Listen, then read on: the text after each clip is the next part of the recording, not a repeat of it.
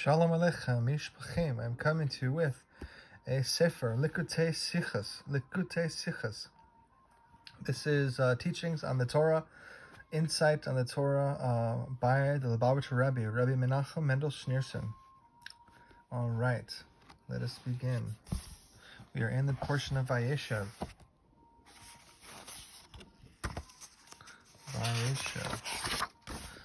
All right, we'll begin. Two dreams, two messages. The beginning of this week's Torah reading relates Yosef's two dreams. The meaning of the two dreams is the same. They both allude to the fact that Yosef would be granted dominion over his brothers, and that they would both bow, and that they would bow down to him. The second dream has one addition. The sun and the moon, Yaakov and Bilha, will also bow to him.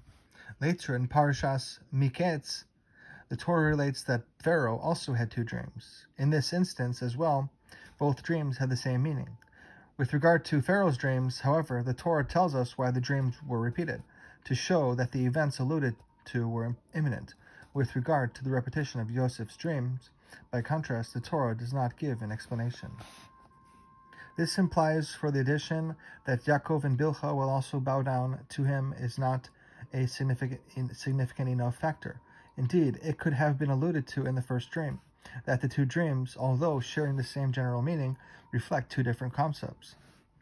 We must thus endeavor to understand the significance of these two dreams, and the lesson they hold for us. The relevance is heightened by the teaching. The deeds of the patriarchs are a sign to their descendants. For although Yosef, not considered to be one of the patriarchs, the events which occurred to him related to all of us, because his divine service is a direct extension to that of Yaakov, as implied by the verse. This is the posterity of Yaakov, Yosef. It is Yosef who draws down the spiritual influence of Yaakov into the worlds of Beria, which is creation, Yetzirah, formation, and Asiya, action, and into our material world. A Jew's dreams differ from those of a Gentile. The difference between Yosef's two dreams can be explained as follows. The first concerned material objects. He and his brothers were binding sheaves in the field. The second dream involved the sun, moon, and stars, objects in the heavenly sphere. Pharaoh's dreams, by contrast, both concerned worldly matters. One involved ears of corn, plants, and the other cows, the animal kingdom. Pharaoh did not, however, have any conception of the heavenly realm. Moreover, even with regard to worldly matters, his dreams followed a downward trend. First, he dreamt about the cows, and afterwards about the ears of corn. Yosef, by contrast, followed the pattern, always ascend higher with regard to holy matters. Thus, he first dreamt about material matters, and then about heavenly matters. This points to a larger difference between Jews and non-Jews. Even while a Jew is involved with material concerns, he is living on two planes simultaneously. Not only is he involved with the physical world, he shares a connection to the spiritual truth of the world to come. My revered father-in-law, the Rebbe, once expressed this concept as follows.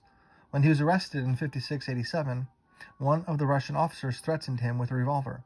The Rebbe answered him, "Only those who have many gods and one world will be frightened by such an article. A person who has one God and two worlds is not frightened at all." The Rebbe was not speaking of living first in this world and then in the world to come. Instead, he meant that while living in this material world, a Jew shares a connection with spiritual realms. This connection follows a pattern of ascent as alluded to in the verse. A ladder was standing on the earth, and its top reached into the heavens. The ladder of a Jew's divine service has its roots in lowly material concepts, and yet reaches into the heavens, to the highest spiritual planes. Fusing material and the spiritual. All the details of the stories related in the Torah are significant, and each provides us with a directive in our divine service. Accordingly, the fact that Yosef had two dreams, one concerning material matters and another concerning heavenly matters, yet both bearing the same message, teaches every Jew to fuse both of his worlds, the material and the spiritual, into a single entity. Not only should a Jew's material concerns not hinder his divine service, they should complement that service. Indeed, the material should become one with the spiritual. Although the Zohar states, the strength of the body is the weakness of the soul. This does not necessarily contradict the above. For the Zohar refers not to the body's physical health, but to the strength of its desires, and the fervor of its longing for material things. With regard to the actual health of the body, by contrast, the Rambam writes, maintaining a healthy and sound body is among the paths of God. To explain all material concerns, eating, drinking, and our other activities should be for the sake of the spiritual, in order to serve God. This thrust is a natural tendency in the makeup of every Jew, even simple people, as reflected in the following story. Why they were young children? I'm sorry, let me repeat that. When they were young children, the Rebbe Reshab and his brother Reb Zalman Aharon were arguing about the difference between Jews and non-Jews. To provide them with an answer, their father, the Rebbe Maharash, called his attendant Reb Ben Zion, a simple Jew with little Torah scholarship. Ben Zion, did you eat today? The Rebbe asked him. Yes. Did you eat well? What do you mean, well? Thank God, I'm satisfied. Why did you eat? In order to live.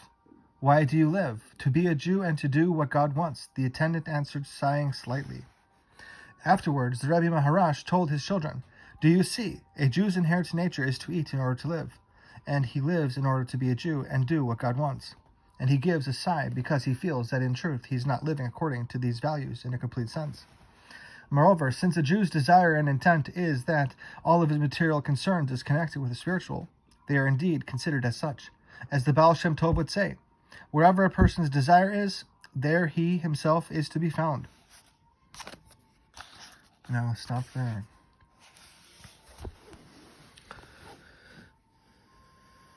All right, and that is Likkutei Sichos from the Lubavitcher Rebbe.